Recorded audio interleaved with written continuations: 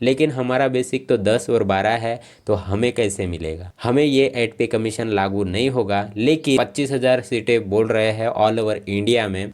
नमस्कार दोस्तों, मेरा नाम है पंकज और आप देख रहे हैं अपना YouTube channel MR Indian GDS। आज के इस वीडियो में हम दो टॉपिक पे बात करने वाले हैं पोस्ट ऑफिस को लेकर के। तो सबसे पहली बात जो है वो मोस्ट पॉपुलर बात है कि वैकेंसी को लेकर जनवरी के लास्ट वीक में वैकेंसी आएगा, ऐसा मैसेज जो है काफ़ी फॉरवर्ड किया गया है। और उस मैसेज से यूट्यूब पर भी काफ़ी सारे वीडियोस बनने लगे और वैकेंसी में सीटें 25,000 होंगी, ये भी छप गया। तो देखिए, ये मैं आपको साफ साफ क्लियर करवा दूँ, जब तक डिपार्टमेंट से ऑफिशियल नोटिफिकेशन जारी नहीं होता, जब तक आपको इंडिया पोस्ट के जो वेबसाइट है ऑफिशियल, उस पर जो है मेंशन नहीं किया जाता कि वैकेंसी का कब आएगी, तो तब तक आपका जो है वैकेंसी का कोई भी चांसेस नहीं है। अब मैंने भी आपको कम्युनिटी पोस्ट में डाल के मतलब मैसेज दिखाया था कि वैकेंसी आएगी। तो ये देखिए, अभी जो जनवरी का मंथ है ये तो चला गया, अब अगले मंथ में ही हो सकता है कि वैकेंसी आ जाए। अब जनवरी तो ख़त्म हो रहा है, अब फरवरी चालू होगा। तो जब तक देखिए ऑफिशियल नोटिफिकेशन जारी नहीं होता, तब तक आपको कोई भी किधर भी जो है टाइम वेस्ट नहीं करना है कि यहाँ इसका वीडियो देख लिया, उसका वीडियो देख लिया, ऐसे करके आपका टाइम वेस्ट हो जाता है। और ऑफिशियल जब तक अनाउंस नहीं होता तब तक आप जो है किसी भी चीज़ को मतलब देखो मत, ठीक है? आपका टाइम यहाँ पर जाएगा। अब साफ बता दिया।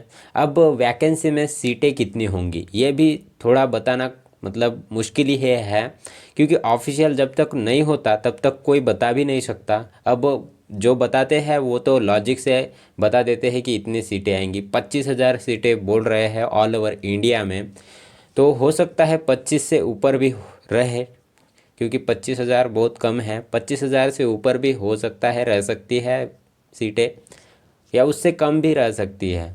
तो हो सकता है, ये बातें हो सकती है, ठीक है। लेकिन अब जो वैकेंसी को लेकर के ट्रेंड चल रहा है, तो ये काफ़ी ज़्यादा सवाल उठ रहा है कि वैकेंसी जनवरी के लास्ट वीक में आएगी। तो ऐसा नहीं है, आपका जब नोटिफिकेशन आएगा तब आपको पता चल जाएगा। ये बात क्लियर हो गई।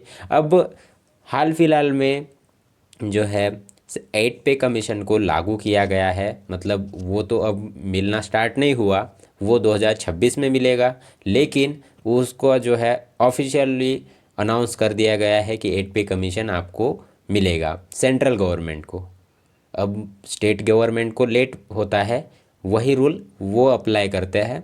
पहले सेंट्रल गवर्नमेंट में जो भी रूल आता है तो वो सेम वही जो है ऑल स्टेट में अप्लाई कर देते हैं। तो अब जो सेंट्रल गवर्नमेंट के सारे एम्प्लॉयज़ है, उनकी बात करें, जो परमानेंट है उनको तो 8 पे कमीशन लागू होगा। अब हम अपनी बात करें GDS, BPM और ABPM और डाक सेवक की, तो क्या हमें जो है 8 पे कमीशन का लाभ मिलेगा? तो देखिए दोस्तों, हम GDS जो है वो सेंट्रल गवर्नमेंट के काम तो करते हैं, लेकिन मतलब अर्ध, ठीक है, मतलब अर्धा, ठीक है, आधा मानते हैं वो लोग, हमको आधा मानते हैं। हम पूरा इसमें परमानेंट नहीं है और हम एकदम से मतलब सेंट्रल गवर्नमेंट के जो है नहीं हैं, हम थोड़े निचले स्तर के हैं। अब यहाँ पर एक बात और क्लियर करवा दूँ कि सेंट्रल गवर्नमेंट में हम आते हैं या फिर नहीं। तो हाँ, देखिए कि 50-50% से आप सेंट्रल गवर्नमेंट में आते ही हो, क्योंकि देखिए ऑफिशियली तो आपका जो वेबसाइट पे या फिर ऑनलाइन जो भी है वो गवर्नमेंट ही तय करता है कि किसको सेलेक्ट करना है, किसको निकालना है। तो ये तो गवर्नमेंट से ही सिलेक्शन प्रोसेस होता है, कोई प्राइवेट तो नहीं करता। तो आप ये चीज़ जान लो कि आपका सारी सुविधा वगैरह जो है वो सेंट्रल गवर्नमेंट की सारी जो सुविधाएं आती है, DA वगैरह, वो सारे इंक्रीमेंट वगैरह GDS को भी मिलते हैं, लेकिन 50%, थोड़ा हल्का, ठीक है। तो आप ये समझ लो कि गवर्नमेंट है, ठीक है, सेंट्रल गवर्नमेंट के थोड़ा निचला है, ठीक है, बाकी थोड़ा बहुत आप समझ लो। अब बात करते हैं हमें मिलेगा या फिर नहीं। तो यहाँ पर जानने वाली बात है कि जो परमानेंट है, जैसे कि जीडीएस से प्रमोशन हुआ, मतलब एग्ज़ाम दे दिया, MTS, postman, multitasking staff, postman, PA, इस तरीके के एग्ज़ाम अगर जीडीएस ने क्लियर करके निकाल लिया और वो अब परमानेंट हो चुका है, तो उनको तो मिलेगा ही मिलेगा। जिनका बेसिक 18,000 से ऊपर है उनको तो 100% मिलेगा, लेकिन हमारा बेसिक तो 10 और 12 है, तो हमें कैसे मिलेगा? तो देखिए, अब हमें ये 8 पे कमीशन लागू नहीं होगा, लेकिन 7 पे के कमीशन का भी ऐसा ही कुछ हाल हुआ था, लागू हुआ था पहले 3 साल पहले, और फिर बाद में जो है जीडीएस को मिलने लगा।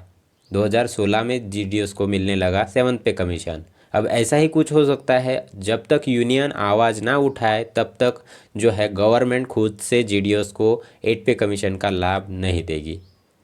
तो ये साफ साफ क्लियर करवा दिया मैंने आज।